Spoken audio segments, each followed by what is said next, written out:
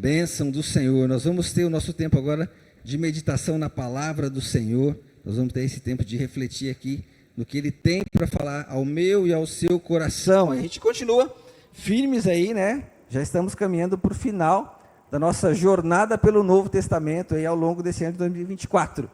Nós vamos ver hoje 1ª, 2ª e 3ª João. No domingo que vem, é o último domingo de novembro, vamos ver Judas. E em dezembro nós vamos estudar Apocalipse. Já pensou? Dezembro é Natal, né? Natal tem tudo a ver com a volta de Jesus, né? Apocalipse e tal, escatologia, aquela coisa toda. Desafio de Deus para a gente fazer as coisas acontecerem aí com essa proposta, mas Deus tem dado graça e misericórdia sobre as nossas vidas e temos caminhado aí de maneira muito especial. Então, mantenha a sua Bíblia aberta aí, lá na carta de 1 João, não é Evangelho de João, é 1 João, carta de 1 João. A gente segue na série aí chamada Encorajados, né? Vamos falar um pouquinho sobre o que é viver como filhos de Deus. Obrigado, irmão Eliseu, bênção. Vivendo como filhos de Deus, nós vamos extrair lições da 1ª, 2ª e 3ª carta de João, a partir dessa proposta, desse tema, como viver como filhos de Deus. Ao longo dessa série a gente já falou sobre ações práticas de justiça, vemos isso em Tiago, comprometidos com o reino, nós vemos isso em 1ª e 2ª Pedro, e agora vamos ver esse tema, né? Do que é viver como filhos de Deus. Todos nós que entregamos a vida para Jesus, somos feitos filhos de Deus, mas o que significa isso na prática? E semana que vem, vamos ver Judas e vamos ver influenciar e não ser influenciado. Esse é o tema da semana que vem, já fica aí a dica para você. Você nasceu para influenciar, a gente cantou que a gente nasceu para ser vencedor aqui em Cristo, né? Então, o vencedor é aquele que influencia, que não é influenciado. Então, vamos aprender um pouquinho sobre isso.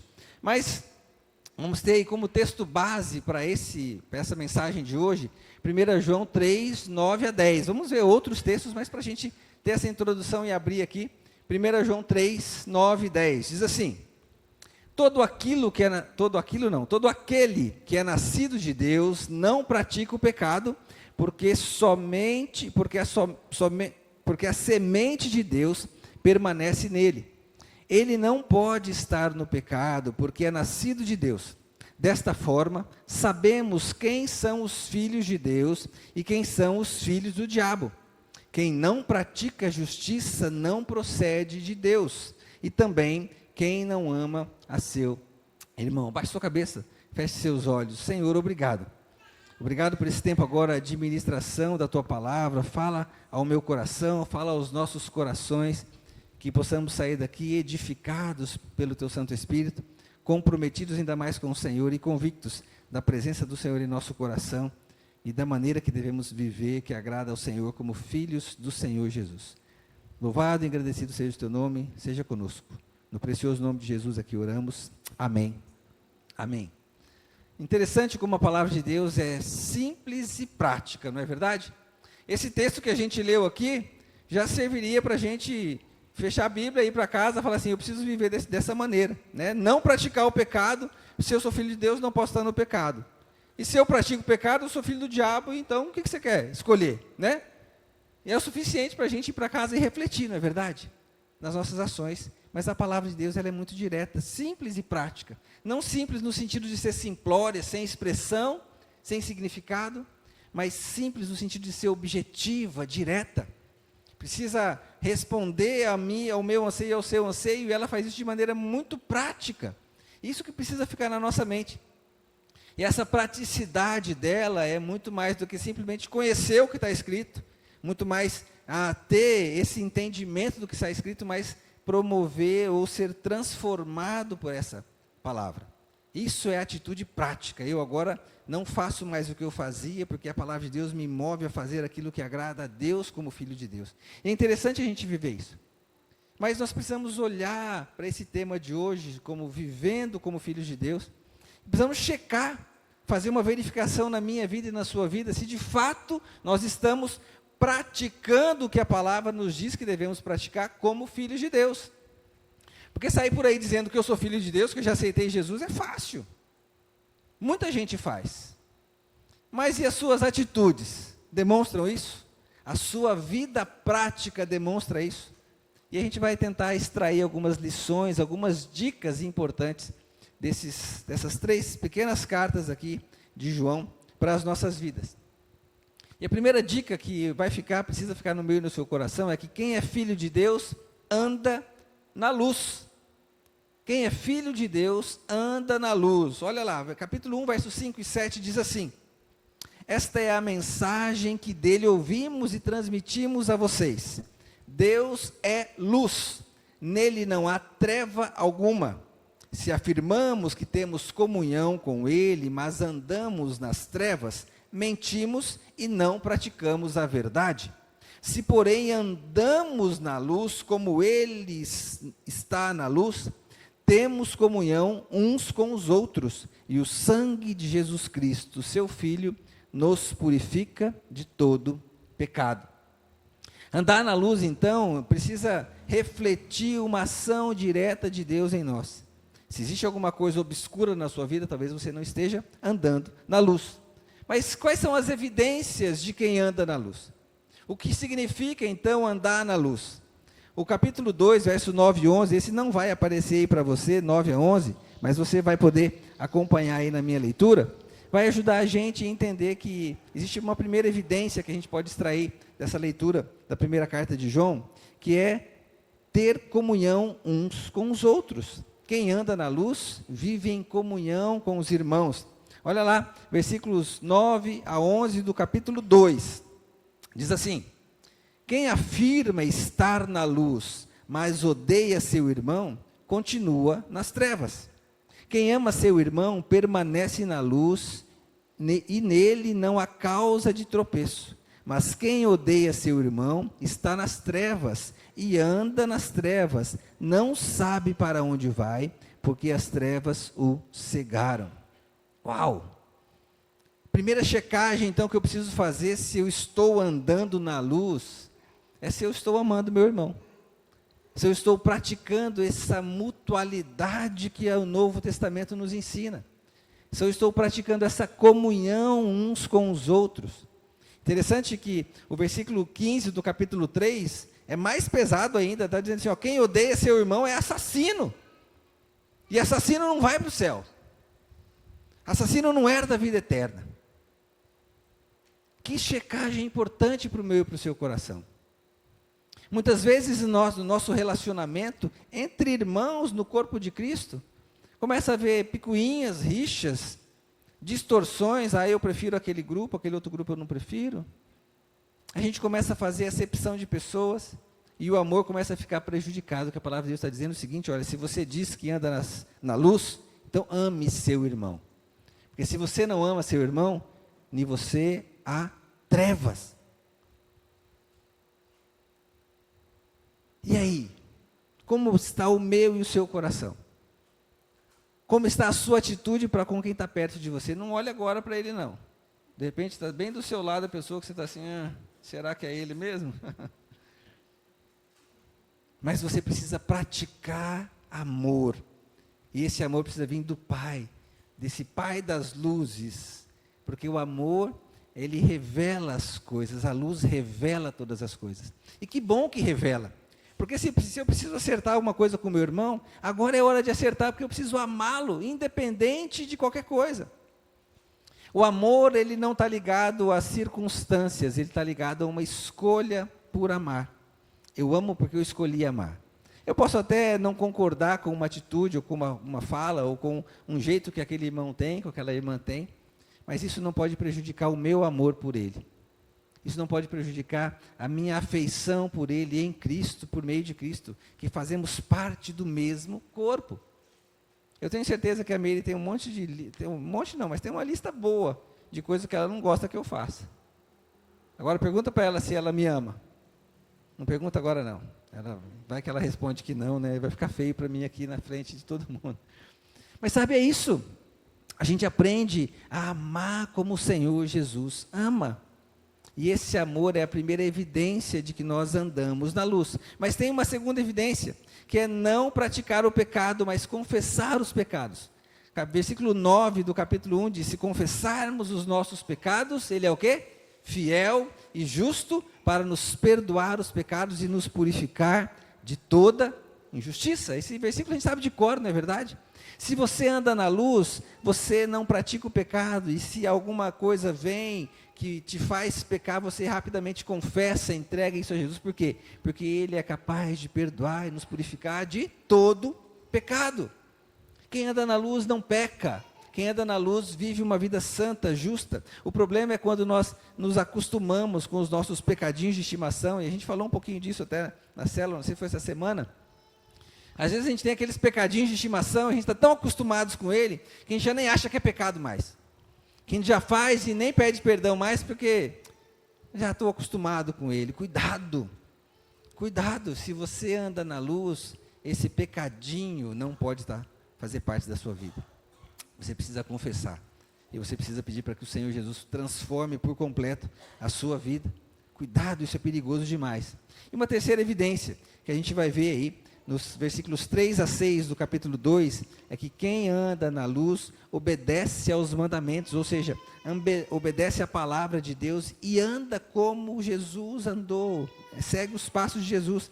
Versos 3 a 6 diz assim: sabemos que o conhecemos se obedecemos aos seus mandamentos. Aquele que diz, eu o conheço, mas não obedece aos seus mandamentos, é o quê? Mentiroso, e a verdade não está nele. Mas se alguém obedece a sua palavra, nele verdadeiramente o amor de Deus está aperfeiçoado. Desta forma sabemos que estamos nele, e aquele que afirma que permanece nele, deve andar como ele andou. Evidência de que você está na luz é obedecer aos mandamentos de Cristo. Se você diz que está nele, diz que é filho de Deus, diz que está na luz, mas não obedece aos mandamentos, você está se tornando mentiroso, é isso que a palavra de Deus diz. E mentiroso também não vai para o céu, gente. Mentiroso também não vai para o céu. Não herda a vida eterna. É pesado para a gente, porque a gente está acostumado, né, a dar umas desculpinhas, né? E cuidado, que desculpinha também é mentira, viu? Cuidado. Não tem mentirinha branca, desculpinha, é só, não. Nós temos que ser verdadeiros em tudo o que nós fazemos. Não podemos andar desobedientes à palavra do Senhor. Precisamos andar como o Senhor Jesus andou. Isso é uma grande evidência de que nós estamos na luz e andamos na luz como filhos de Deus. Mas tem uma segunda dica que nós vamos aprender caminhando por esse texto, né, de 1ª, 2ª e 3ª João, que é: quem é filho de Deus não ama as coisas do mundo. Quem é filho de Deus não ama as coisas do mundo. Olha só, versículos 15 a 17 do capítulo 2, esse vai ser projetado aí para você. Não amem o mundo, nem o que nele há. Se alguém amar o mundo, o amor do Pai não está nele. Pois tudo o que há no mundo, a cobiça da carne, a cobiça dos olhos, a ostentação dos bens, não provém do Pai, mas do mundo. O mundo e a sua cobiça passam, mas aquele que faz a vontade de Deus permanece para sempre. O mundo e a sua cobiça passam, mas aquele que faz a vontade de Deus permanece para sempre. Esse texto é muito interessante porque ele nos adverte de um perigo que a gente está todos os dias enfrentando. Porque a gente é movido, se a gente não tomar cuidado, facilmente as pressões e as coisas do mundo nos seduzem. O que é amar as coisas do mundo? E muitas vezes a gente usa até desculpa assim, dizendo, mas Deus sabe que eu preciso daquilo. Deus sabe que eu preciso conquistar aquilo. É verdade, Deus sabe, mas Ele já disse para nós que nós temos que buscar em primeiro lugar o reino dEle e a justiça dEle. E o resto, Ele vai acrescentar conforme o que você precisa. Não tem a ver com a sua busca, tem a ver com o que Ele tem para você. Não estou dizendo que está errado você desejar, ansiar algumas coisas, não. A questão é onde isso está, em que lugar isso está na sua vida. Cuidado, porque isso pode te seduzir. E aí o texto traz algumas expressões interessantes, dizendo, olha, cuidado, a cobiça da carne, ou seja, os desejos do nosso próprio corpo, esses prazeres que a gente chama de carnais, que o nosso corpo às vezes deseja, e muitas vezes a gente vincula esse desejo carnal muito só com a sexualidade, com o sexo, com a atração pela outra pessoa, com o adultério, Não, tem muito mais coisa que faz parte do nosso dia a dia. Por exemplo, a comida e a bebida, por exemplo. Sabia que a gente pode pecar por causa disso? Pressão que o nosso corpo tem sobre nós. Coisas que às vezes nos atraem para satisfazer simplesmente a nós mesmos. O nosso corpo, nós temos que aprender a dominar os desejos da carne. Isso vai além só da questão sexual. Cuidado com a aparência, cuidado com estar bonitão, né? Ali, né? Todo fortão. Será que é isso que você quer? A aparência do seu corpo é mais importante? Isso também é cobiça da carne. Cuidado, isso te afasta de Deus. Isso não provém de Deus, é isso que a palavra de Deus diz. E ele diz a cobiça dos olhos, ou seja, a aparência das coisas. A gente gosta de ver uma coisa bonita, não é verdade? Quando você passa naquela panificadora, que tem aquele bolo lindo, a expressão que a gente usa, você come com os olhos, não é assim que a gente fala? Aquilo enche a boca d'água até, não é? Mas tem a ver também com essa cobiça dos olhos, tem a ver com estar a beleza perfeita, eu quero tudo perfeito. Isso pode ter com roupas, com adornos, eu preciso que as pessoas olhem para mim e me enxerguem, me vejam, alguém de destaque. Cuidado com o que os seus olhos veem. Isso levanta inveja, isso levanta também ganância, isso levanta querer o que o outro tem, orgulho, altivez, julgamentos, comparações. Você está vendo como o cara está andando lá? Eu estou muito melhor que ele. Cuidado com a cobiça dos olhos. Isso não provém de Deus. Se você quer andar na luz, você não pode amar as coisas do mundo. Isso provém do mundo, não de Deus. E a terceira coisa que ele coloca sobre isso é a ostentação dos bens. Como a gente coloca uma falsa segurança nos nossos bens, nos nossos recursos. Como a gente coloca uma falsa segurança naquilo que o dinheiro pode trazer para nós. A gente já aprendeu que o dinheiro ele é um bom servo, mas um péssimo senhor. O dinheiro precisa ser usado para ele nos servir, e não para a gente ser dominado por ele. O dinheiro é bênção de Deus, porque o dinheiro não é o problema. O que é o problema que a Bíblia traz? O amor ao dinheiro é um problema.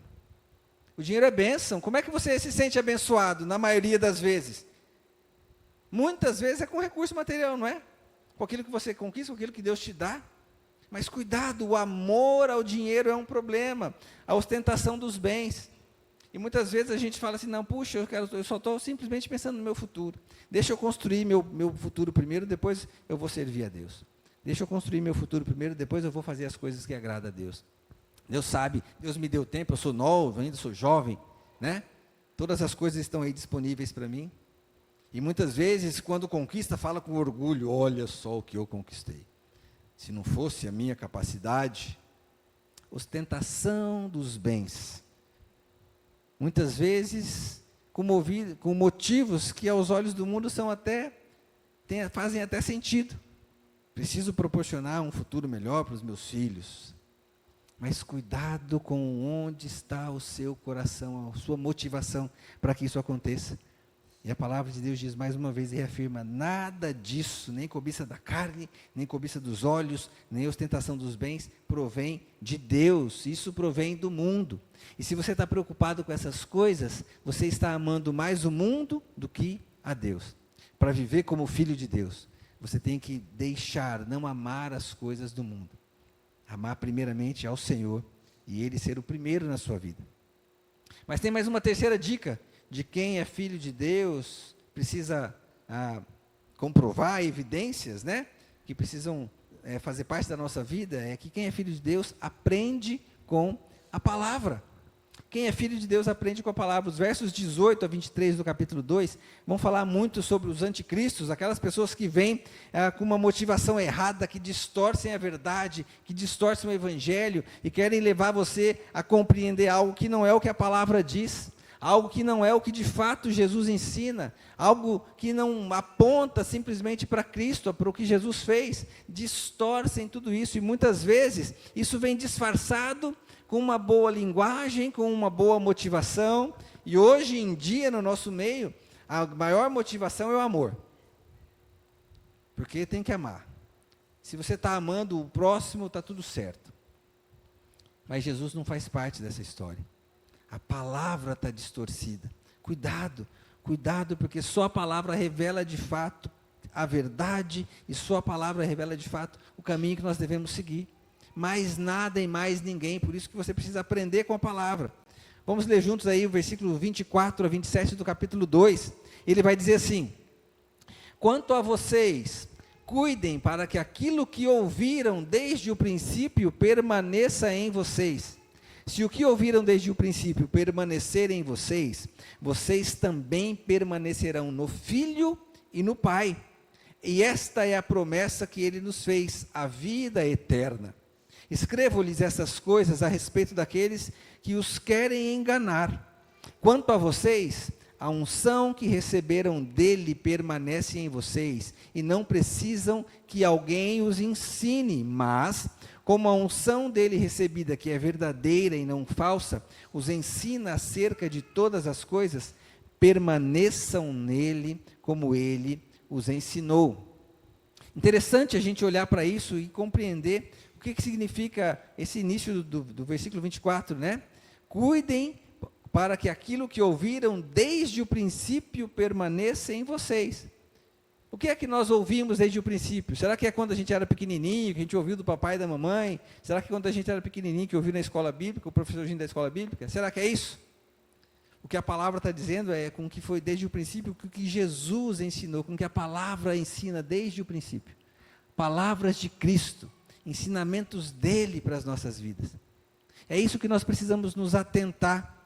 E de maneira nenhuma essa palavra de cuidado, você olha só para a palavra, cuidado com o que você está ouvindo, está dizendo que você não precisa de ensino, ou que o ensino não é importante na igreja. Não, muito pelo contrário.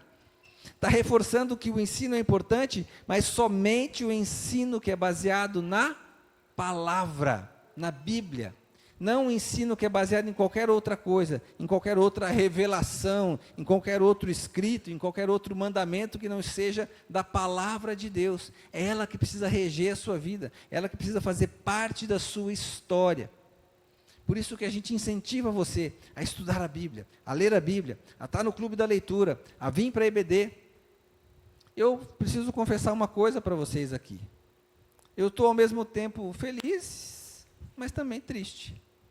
Feliz porque a gente tem um bom grupo de pessoas participando da nossa EBD.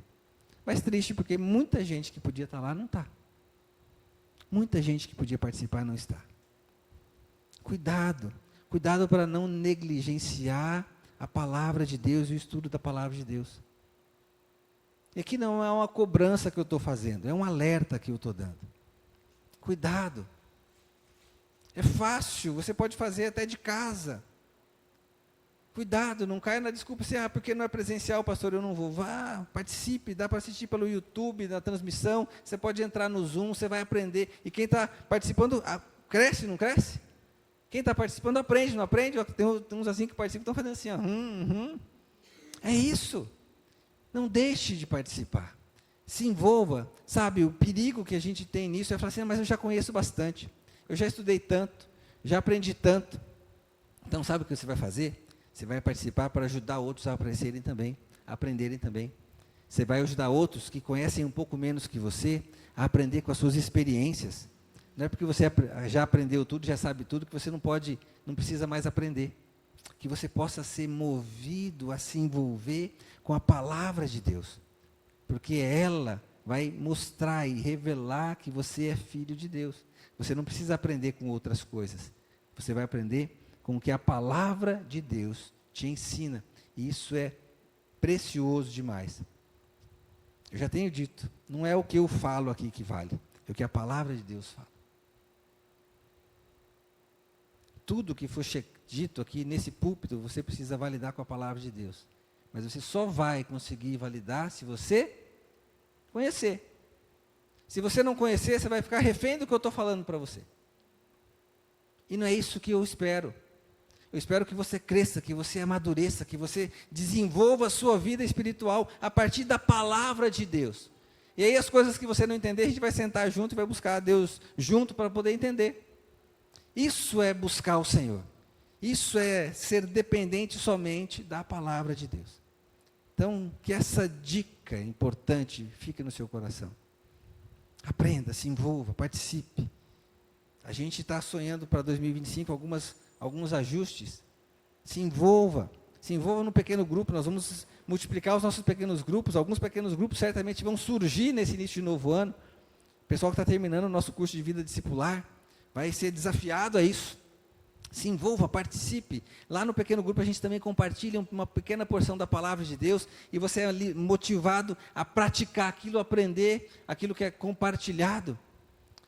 Veja, não negligencie, não ache que isso tem menos importância. Você precisa ser movido pela palavra do Senhor. Amém? E se nós seguirmos aqui, se nós fôssemos abordar cada ponto do que essas cartas de João trazem para nós, a gente iria passar por várias coisas. Eu vou mencionar algumas para vocês aqui.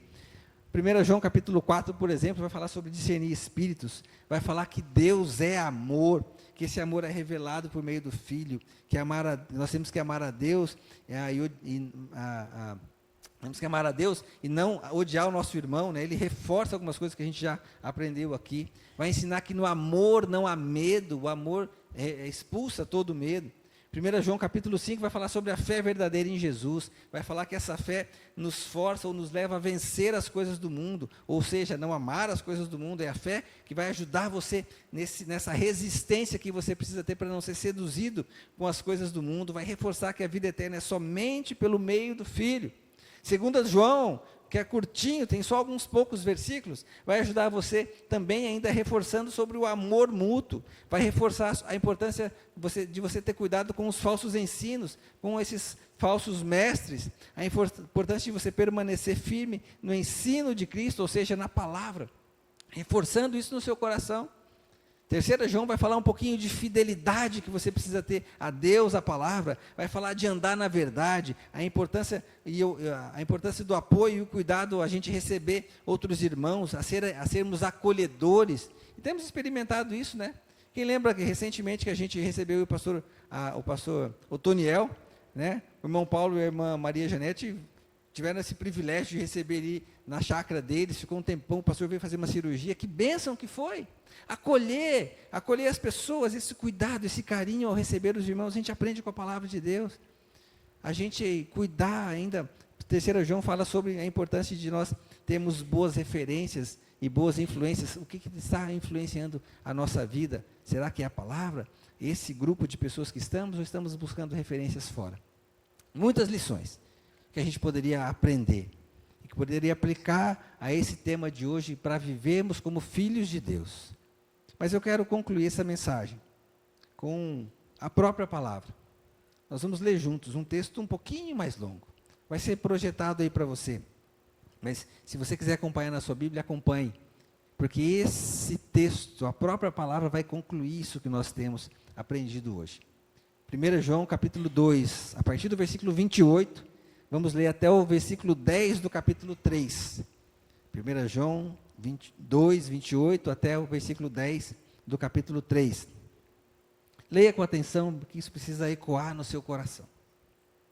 Filhinhos, agora permaneçam nele, para que quando ele se manifestar, tenhamos confiança e não sejamos envergonhados diante dele na sua vinda.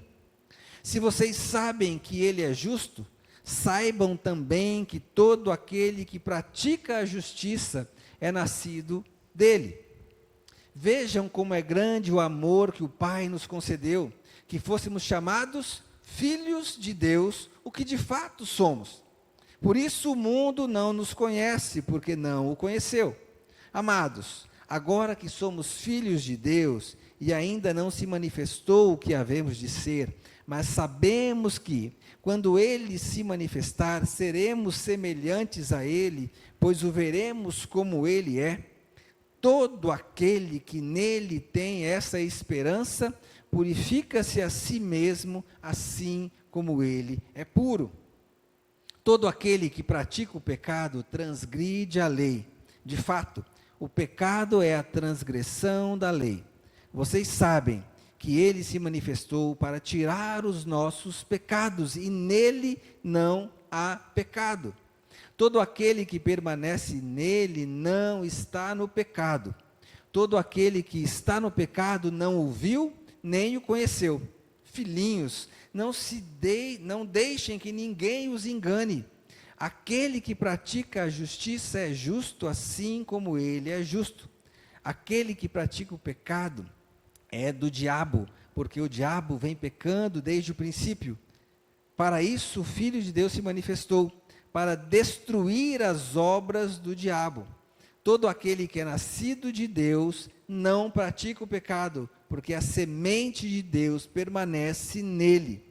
Ele não pode estar no pecado, porque é nascido de Deus. Desta forma, sabemos quem são os filhos de Deus e quem são os filhos do diabo.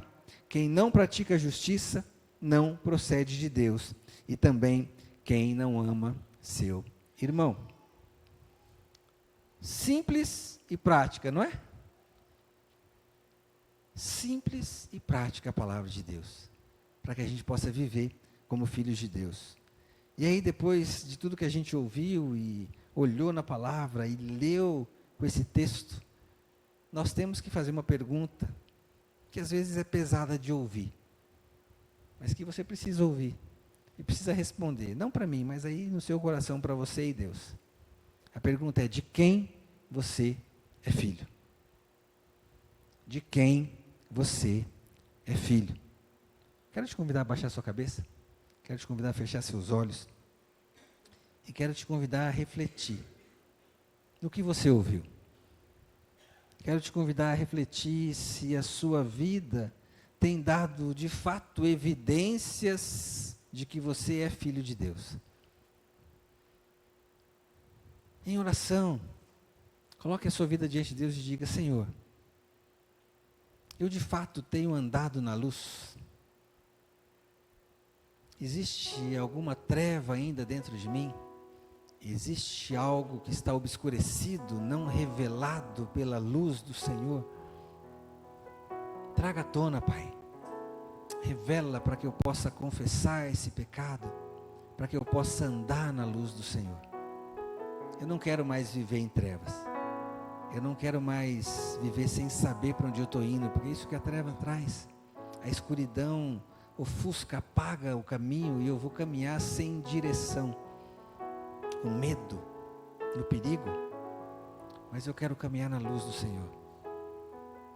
Que as minhas obras revelem a luz do Senhor que brilha na minha vida. Diga para o Senhor se o mundo ainda é atrativo para você.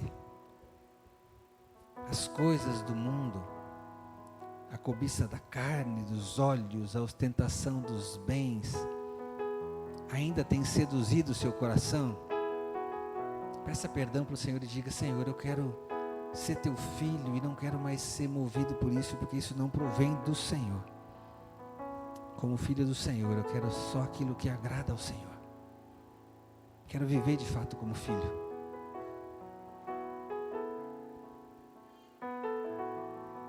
Quem tem ensinado você?